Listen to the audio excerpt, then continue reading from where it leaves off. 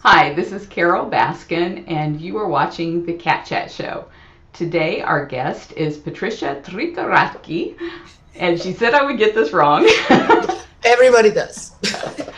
And I just ran into her on Facebook recently, and she was talking about the Cheetah Conservation Fund and protecting cheetahs. And I thought, oh my gosh, you people would love to hear about cheetahs and what's being done to protect them.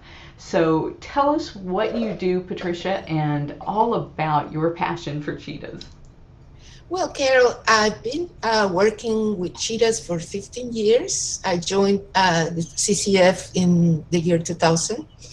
Uh, I wore many hats in my CCF life, but for 2 years, I've been dedicated exclusively to dealing with issues that have to do with illegal wildlife trafficking.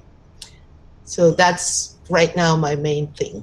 Um, Maybe first tell us how you got involved in cheetah protection.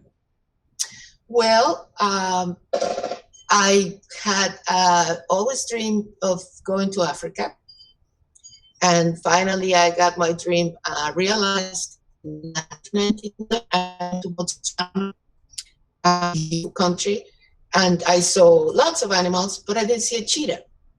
Then I went back the following year and again looked for cheetahs everywhere, and I didn't see a cheetah again. So I said, where are the cheetahs? Why can't I find cheetahs? And I did an internet search and found an organization that organizes volunteer trips to work with scientists on the field. It's called Earthwatch. And I joined Earthwatch. I went for 2 weeks to volunteer at the Cheetah Conservation Fund, and I never left. Nice. I've heard a lot of people say good things about Earthwatch, and I've never known anybody who actually did that themselves. So, can you tell people who are not familiar with Earthwatch how that works? The Earthwatch is a organization. They support research projects around the world. I believe they do different kinds of projects in anthropology, archaeology, and of course, wildlife conservation. Um, it's pricey because a lot of the money goes to the projects that they support, and but you get to work very close to the scientists that are heading the projects, and there is it's very rewarding. They have projects all over the world, and you know that you are helping and you are assisting, and it's a legitimate way of volunteering, because unfortunately there are many places that have so-called volunteer programs that they really are not in the world. Yeah. So, like Earthwatch, I believe there are other organizations that are also very legitimate, and it's a great way to get involved. It's a great way to learn and also to support projects that are worthwhile. And so you said that was in 2000 that you went? Yeah, I went in early 2001. 2001. Yeah. Before that, I met my boss, Dr. Lori Market. She's our executive director. I had met her already in New York, where I used to live at the time. So I became involved in the New York chapter of the Cheetah Conservation Fund before I even went there. So since then, I've been involved in this cheetah business. And is this something that anybody could do, or did you have to have any special background for this? No, absolutely. My background had nothing to do with. I have a military license. So I used to do that up in New York when I lived there. But anybody can be a volunteer at CCF. We also have student interns that go there to get credits for their uh, courses. But volunteers can come from any walk of life, any age. We've had volunteers that are 80 years old, and since we need help with just about everything over there in Namibia, where we are headquartered, uh, we can we welcome just about anybody that is willing to come and help us. So can people come and volunteer even if they're not going through Earthwatch? Because I think Earthwatch is only for a couple of weeks, correct? That's correct, and we are no longer a project with Earthwatch because they periodically rotate projects and support the volunteer program, but we have our own volunteer program, so people can join us directly through our website, which is cheetah.org. And how long are those volunteer opportunities? Are they 3 months, 6 months? Is there a time limit? There is no time limit. We hope that people would come at least for 2 weeks. And this is because it makes it easier for us to really get the help, because we might have to spend a few days training, adjusting, getting to know you. So 2 weeks is ideal at least.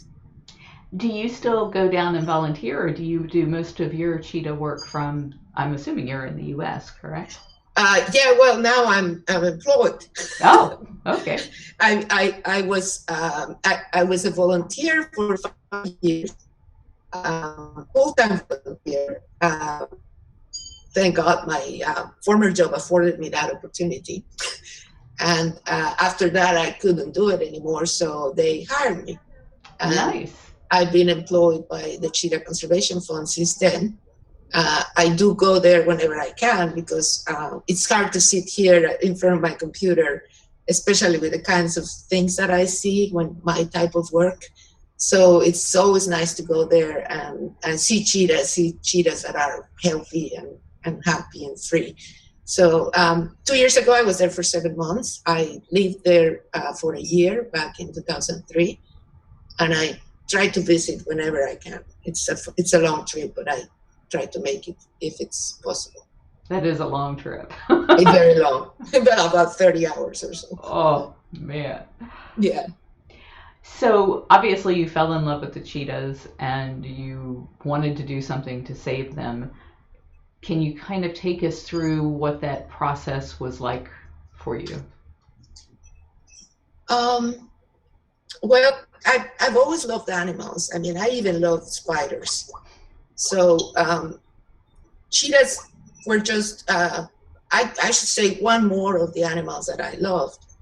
But when I got to see them and to just admire the beauty, when you see them running, you just feel that the world has stopped. Mm. And that's the only thing you can look at. Their eyes are an amber color that they just look like they're piercing through you. Mm. They're just so amazing and they're so fragile.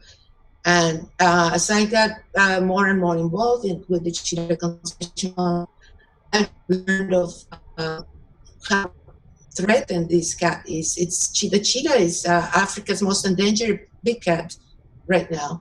Unfortunately, the lions are following closely, but the cheetah is in trouble. I mean, it can run fast, but it's not running away from extinction. What are some of the threats that you've seen cheetahs are facing there? Well, the three main threats as we see them is, of course, loss of habitat, which all wildlife is suffering pretty much around the world. The habitat is getting either degraded because of desertification or because of human encroachment. The next problem, which results from human encroachment, is conflict with humans. They live on farmland. They don't live in reserves. Why? Because in reserves, they have to compete with lions, hyenas, even baboons and jackals. So they tend to leave the protected areas, and they're on farmland where people have cattle and livestock. So they get in trouble. They come in contact with people very often, and people sometimes blame them for livestock losses, even if they're not the guilty ones. So that's the second big threat. And the third one, of course, is the illegal wildlife trafficking, which has the potential to decimate populations, especially in Northeast Africa, where populations are already very small and live in isolated numbers. You mentioned three big things that they face, and I want to go back to desertification because I think that's something probably a lot of people don't know about. But when you were talking about how the cats live on farmland, I think you were saying it's because the cheetah does not live in the. Is it appropriate to say cheetah or cheetahs? In Namibia, we use cheetah for plural and for singular. Okay. So, when you say cheetah do not live in the reserves because they're competing with the lions and leopards, I had never heard that before. So can you expand on that a little bit? Well, when you consider that cheetahs are built for speed, and if you see a cheetah skeleton, they're so delicate, their bones are thin, and cheetahs like a greyhound, kind of built like a greyhound. So they cannot afford to get hurt, and they can get hurt very easily. They depend on their speed, and if they cannot run, they cannot eat. So after they catch a prey, they've exerted so much. They run at speeds of up to 70 miles per hour, and they do it in short spurts. But it's still, their breathing goes up. Their temperature goes up. So they need to rest, and they need to eat fast, because in Africa, as soon as an animal has been killed by a predator, the vultures are immediately finding it, and everybody looks at the vultures and says, "Oh, there's a buffet, it's open." So they go and find that animal, and they try to steal it from whoever killed it. In the case of lions and hyenas, which do that a lot, it depends just on the numbers, more lions, more hyenas. But in the case of cheetahs, which are mostly solitary, a cheetah cannot compete with a hyena or a lion, or even a baboon, or even a lot of vultures. So we call the cheetah sort of like the caterer of the savannah, because they feed a lot of animals. They eat as fast as they can, whatever they can, and then they usually get chased away. And so that's when, yes. But they're also very efficient hunters. They're one of the most efficient hunters, I think second to the African wild dog. Their success rate is 50%. Wow, that's amazing. Yeah. Given that it's like, what, 10% for the bigger cats? Yeah. The cat, but yes, not all of them are as successful. So I guess that's part of the balance in nature. The cheetah has to hunt more because the cheetah doesn't like to scavenge, so it only eats fresh meat. So it has to hunt. It has to hunt often. I think the Cheetah Conservation Fund is the one I'm thinking of that does the Anatolian Shepherds to the farmers. Can you tell us a little bit about how you guys are working with the farmers to protect the cheetah on their land? Well, the second problem I mentioned, which is conflict with humans, is a big concern of us. The way we operate, the way we design programs is we do a lot of scientific research. We study everything about the cheetah. If we want people to understand and care about the cheetah,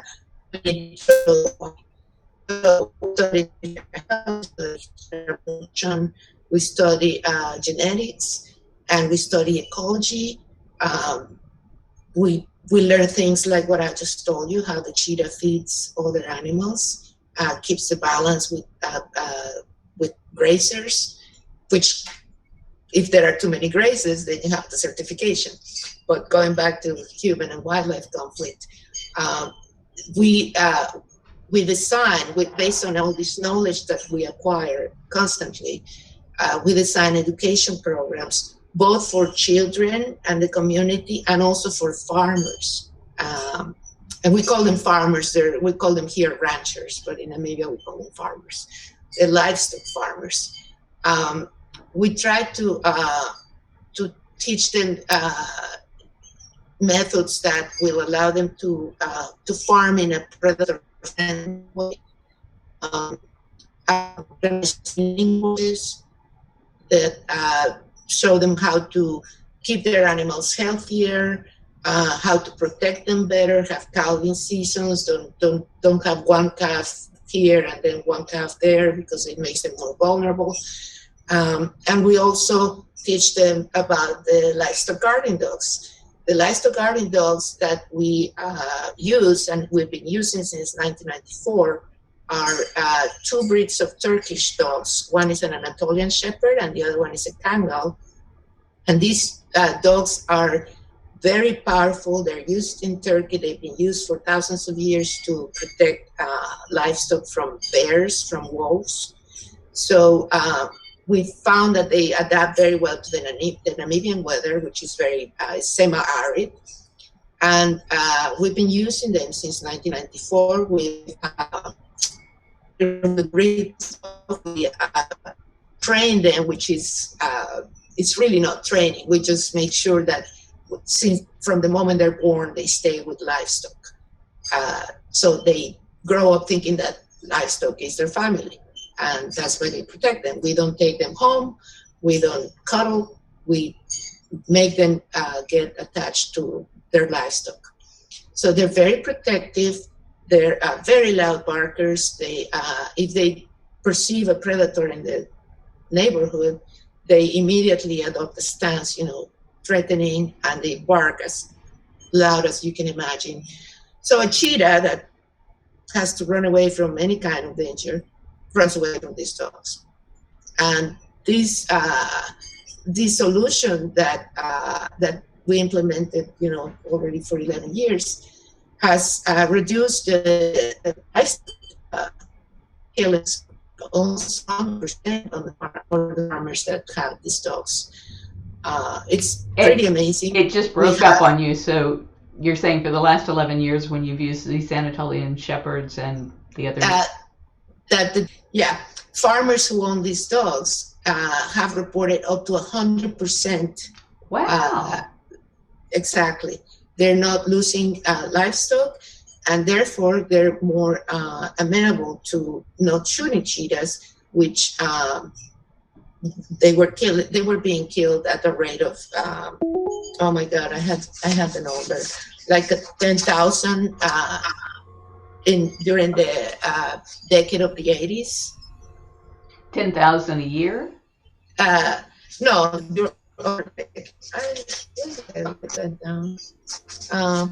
because it's a pretty amazing number, but they were getting killed at huge rates at the time in Namibia, and now you know, maybe 300 cheetahs a year are getting killed because of predation or suspected predation.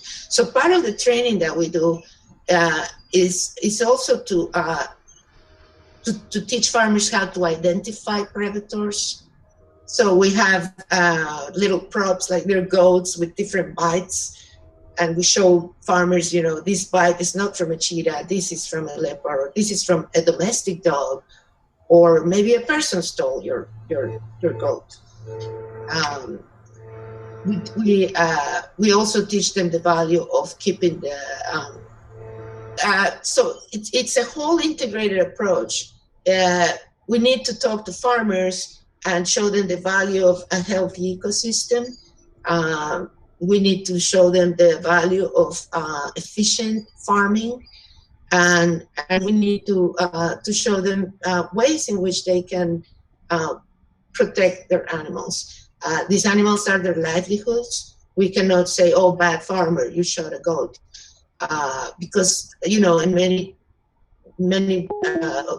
situations, a goat might mean, you know, the earnings for a month. I don't know. So it is very important that we consider conservation work. There has to be an economic benefit for the people that have to share their land with these animals. And there are ways to do it without having to kill them. if you can show 100% success rate, it seems to me that probably all farmers would be happy to do this if they could get the dogs from you. So it's a matter of funding to provide enough Yeah, dogs. exactly. We have a long waiting list. Uh, we are very careful about breeding these dogs. We don't, with the dogs that we place on farms, they're usually neutered or spayed because we don't want them breeding with just any dog. We breed sometimes what we call Mongrelians, which is a mix of the Anatolians and mongrels, which are a smaller kind of dog. They eat a little less, and they can go to farms and spend a lot of money on their care and their food. So these dogs are smaller, but they do as good a job. Oh, good. But we're very careful about how we breed them, and of course we're always looking for new bloodlines. We have cat dogs and semen donated from different organizations that breed Anatolians and Candles.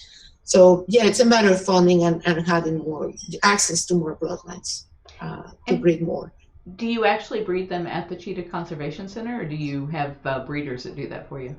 No, we breed them there. Oh. Because from the moment they're born, they're in the crowd with their goats or their sheep.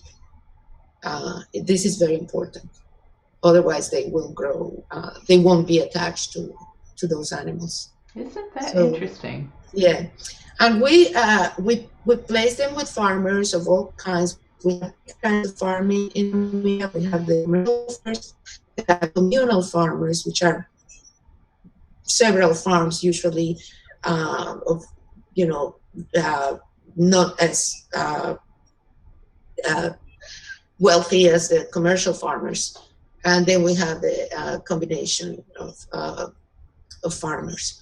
So depending on the farmer and everything, we charge a nominal fee to place the dogs. The farmers have to attend a training at our center so that they can learn about the care of their dog, the training, make sure that they're working properly and that they're being treated properly. And we do follow-up visits, especially when they're puppies. We follow up every 3 months, then every 6 months, and every year. And we apply vaccines, and we apply, deworming and whatever is required to keep the dogs healthy. So you continue that? It's a huge project. Yes. That's great. And once the dogs are adults, we go and visit them every year. In fact, we just got a vehicle donated by a Turkish organization because we drive thousands and thousands of miles every year visiting farms. Namibia is a huge country. I think it's about half the size of California. That's huge. And it only has a little bit over 2 million people. So the farms are humongous. The farms are somewhere between 10 to 12,000 acres each. The reason they're so big is because the weather is so arid, so there isn't a lot of food for everybody. So, a cheetah home range is huge too. So that's one of the things we teach farmers, that the cheetah that they see on their farm today and that they think is killing their livestock might not be the same cheetah that they see tomorrow, because cheetahs travel enormous distances. I mean, they can go 170 acres around. So the land in Namibia is huge, and every trip we take, whether it is to rescue a cheetah or to check on a dog, it's a very long trip. Yeah, you kind of mentioned that it's an arid climate there, and I guess that ties into the desertification. That's a hard word to say. Can you explain what's happening there?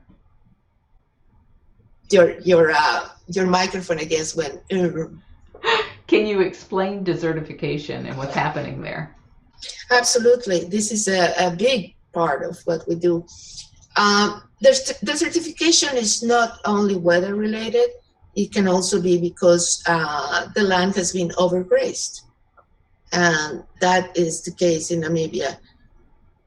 Um, besides weather, but mainly, when people graze their cattle and their livestock, on the same place all the time, eventually the grass will stop growing.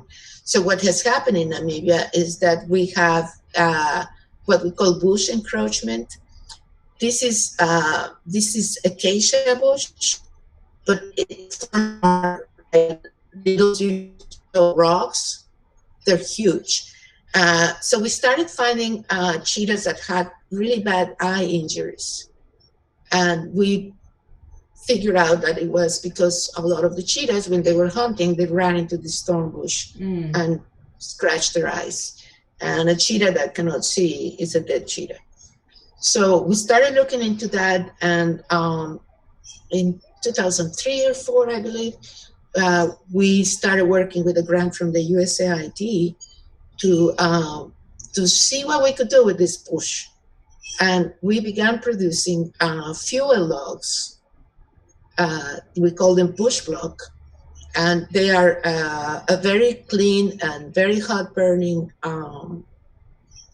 log, like the ones you see in fireplaces, that we are producing.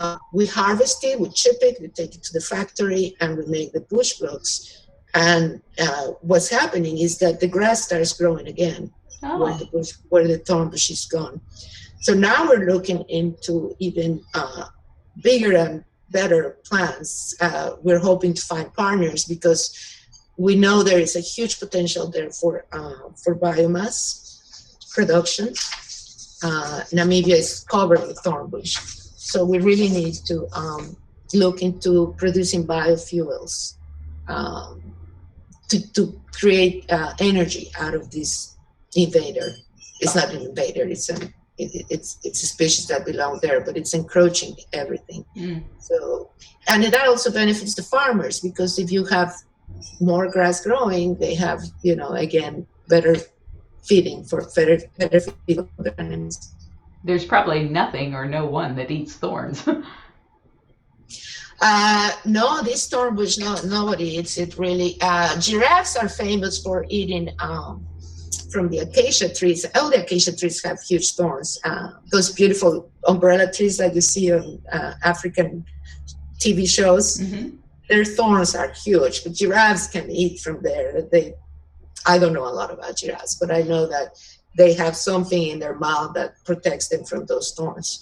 But this acacia bush is just like, it looks like just dead bush with these huge thorns that also cause a lot of troubles with our vehicles. We spend so much money on tires. Oh no, those must be really awful thorns.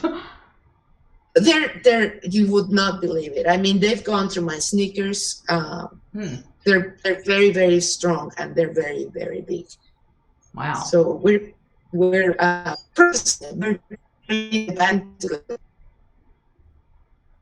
and that's one of our main projects as far as habitat restoration, and of course, telling farmers to graze their cattle in different places, not in the same place, etc., etc. Is there an increasing demand for meat there? Is that what's causing them to overtax these huge tracts of land, or is it climate change or combination?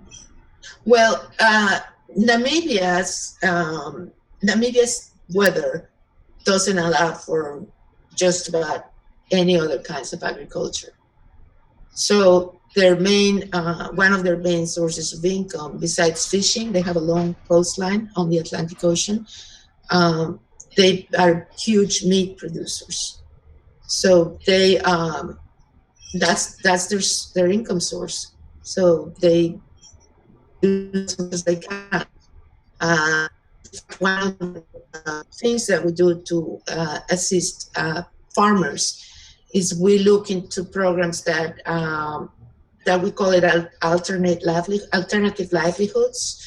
So we have started at CCF doing, for example, we have a dairy goats now, that allow us to produce milk, cheese, ice cream, and we're teaching farmers about this because dairy goats are not common in Namibia. The goats are for meat. So we're teaching them this alternate way of potential income. We're also experimenting with winemaking because we're growing grapes. We're also doing, we have our own garden. Most of the vegetables what we're trying to do is reduce our carbon print by producing our own veggies. And we feed about 70 people a day. Wow. At our center between staff, students, and volunteers. So we're pretty much self-sufficient in terms of fresh produce. And in order to have pollination and all these things, we are also doing bees. We have our bees there. And so all of these are ways that we're looking to show people alternate ways to make money. And we joined what I should say, we were awarded wildlife friendly status by an organization here in the States, Wildlife Friendly. So we're also forestry certified, and we're trying to do everything in a very sustainable way. Oh, and nice. We're trying to share that. Yeah.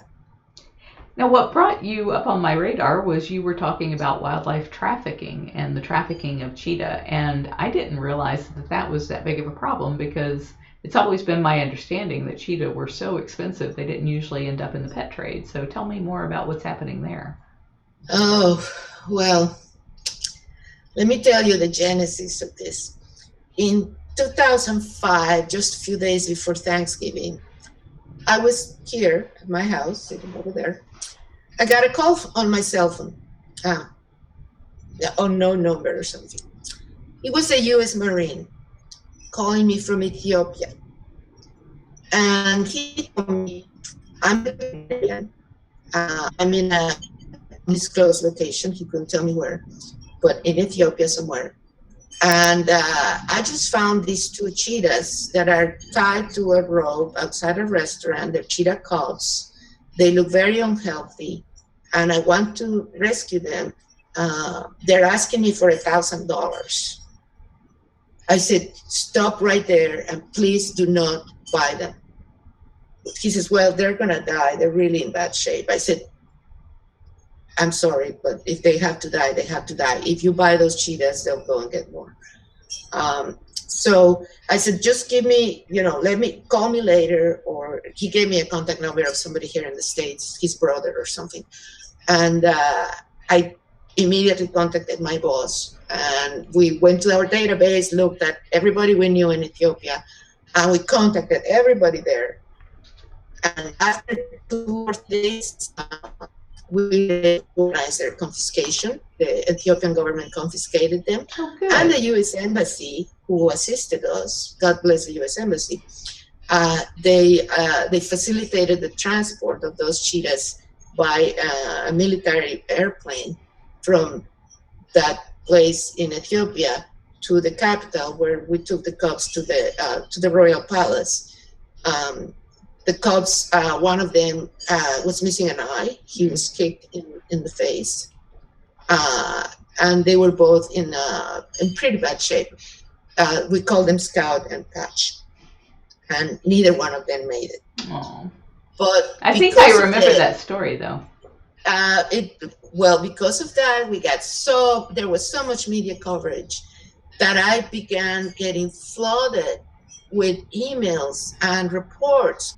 The magnitude of the problem just all of a sudden just fell on us like a ton of bricks. We're like, oh my God, this is huge. Wow. I mean, we knew about people keeping cheetahs as pets, but all of a sudden we were flooded with all this information. So I began to keep very, very careful records of all these things. And of course, we were helping people who had a sick pet cheetah to, giving recommendations. And then we organized confiscations whenever possible. We started growing a small network of people that were giving us intelligence, helping us. We became very involved in this. So since then, I've been keeping track. I have well over 200 cases, 243 cases that I've reported of illegal cheetah trafficking, either cheetah cubs or cheetah products. And these 234 cases involve over 1,000 cheetahs. And you know, nobody keeps track of stuff like that except for an individual like you who does it. People always think that these statistics are kept by governments or something, and it's like, no, nobody's paying attention. No, and you know, governments don't know of these things unless they have a confiscation. But the confiscation rate is only about 50% in my data. The worst part of this is that these cubs that are taken for the illegal pet trade, they're not cared for. Cubs in horrible cheetah cubs are very difficult to raise. They require very specialized attention. They require their vaccinations. They require specialized food. Never mind the fact that they're probably traumatized because they're not with their mother. So, you know, only about 1 in 6 cheetah cubs that is taken from the wild for the illegal pet trade survives. The rest just die. And do you have a good idea of how long cheetah live in captivity, typically, both at the better zoos and in private hands? Yes. We, for example, at CCF, we provide sanctuary to cheetahs that cannot be released, or cheetahs that are being rehabbed for release. 15 years with you guys? Is that what you said? Yeah.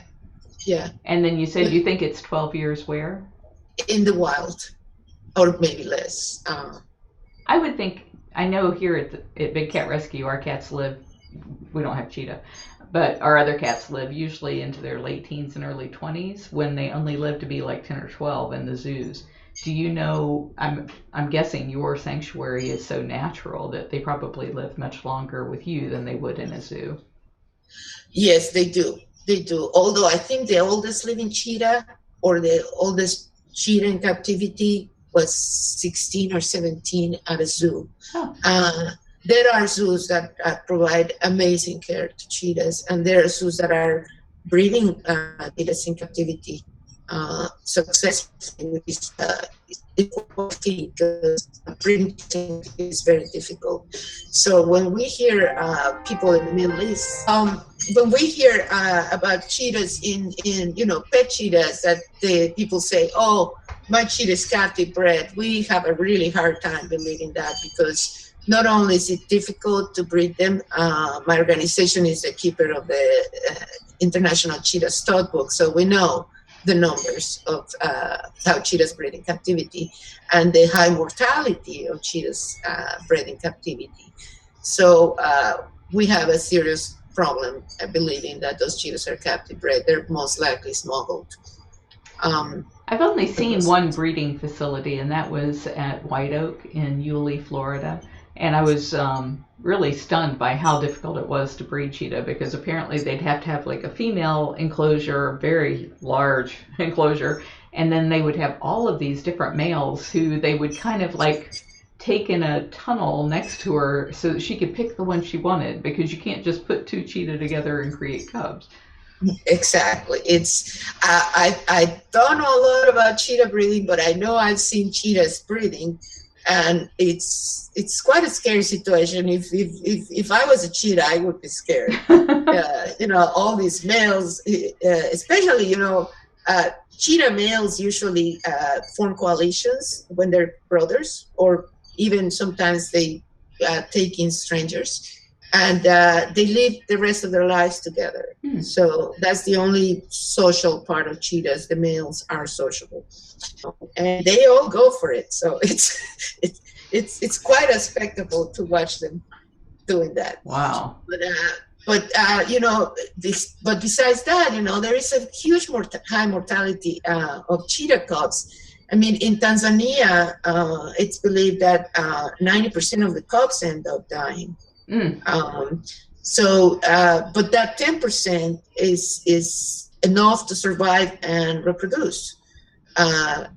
People that have pet cheetahs, they tell me, well, they're all dying in the wild, so I'm saving them by having them at home. And I say, well, do you realize that entire litters of cheetahs are being removed from the wild, which means that no cheetahs are left to reproduce? In under natural conditions, that 10% that's will then eventually they're just going to go away. It's my understanding that zoos and private collectors both do this. They will, in order to be able to import a endangered species into the U.S., they have to say that they are funding conservation in the wild. So what they will do is they will pay some organization, some nonprofit, or some town in Cheetah Range, and then take the cubs for either their private collections or their zoological collections and call that conservation, when in effect all they're doing is really buying the cubs. Is that what is driving this wildlife trafficking, or is the wildlife trafficking done completely off the radar without import permits? There's two ways that we believe wildlife trafficking is happening, and the ways that we know. One is obviously the smuggling, completely illegal, no papers. This takes place mostly from Northeast Africa, what we call the Horn of Africa, Ethiopia, Somalia, Kenya, and they basically take them by boat to Yemen, where they are distributed to the Arab countries. Usually it is Saudi Arabia, the first stop, and from there they go other places. The other way of trafficking that we believe exists, and it's being looked into, is captive breeders. These breeders are exporting cheetahs with permits by CITES.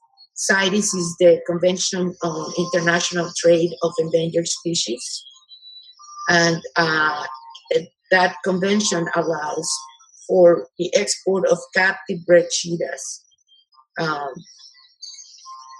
for different purposes.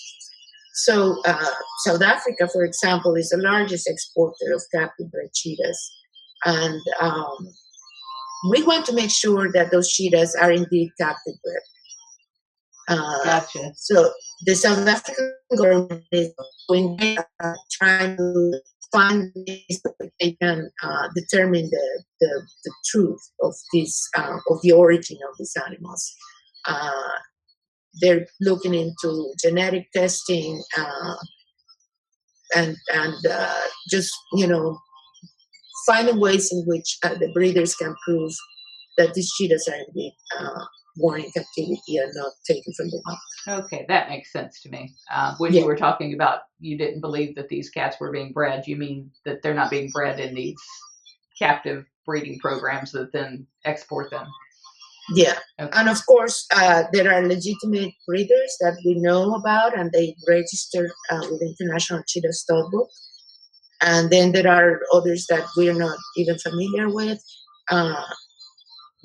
The Cheetah Stud Book is not necessarily an indication of that only those registered that are legitimate. They might opt not to register, but they're legitimate too. So we're just trying to find ways in which to make things more uniform in terms of how to verify that the cheetahs are not harvested from the wild. Well, you guys are doing such good work there, and we're at an hour now, if you can believe that. Is there anything that you would want to tell everybody before we sign off? And I'm hearing a Well, horrible noise right now. I don't know. You don't hear it on your end? Yes, I do. Oh. It's probably outside. Very quickly, about illegal cheetah trafficking. I just came back from Kuwait, where we had an international workshop to deal with this problem. It's an amazing achievement. It's a peace workshop. It's a big CITES meeting in Switzerland where the recommendations that came out of our workshop are going to be presented. Okay. And we are asking for better enforcement. We're asking for awareness to reduce the demand, to reduce the supply, and we're asking for international collaboration. So we're very excited. And not only that, just yesterday I got news from Kuwait that there's a new law that the parliament just discussed for animal rights. Oh, wonderful.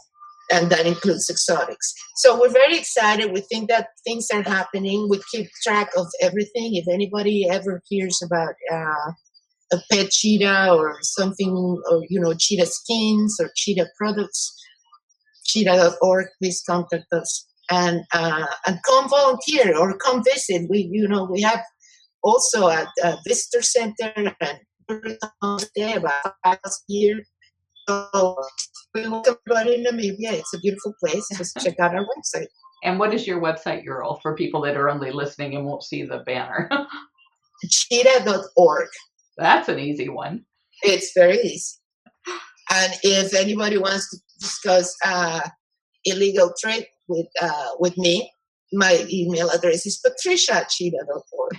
That's perfect. Well, thank you, Patricia. I really appreciate you giving us your time today. And I learned so much from you today about cheetah in the wild that I had no idea. So thank you very much for that. Thank you, Carol. And it was great talking to you. I hope to come visit you soon. Please do. And maybe we'll actually come visit you guys down there. That would be great. That would be awesome. To everybody who's listening, thank you for joining us. This was Patricia Tricorache. Tricorache. She said it right. And this has been the Cat Chat Show. Bye-bye.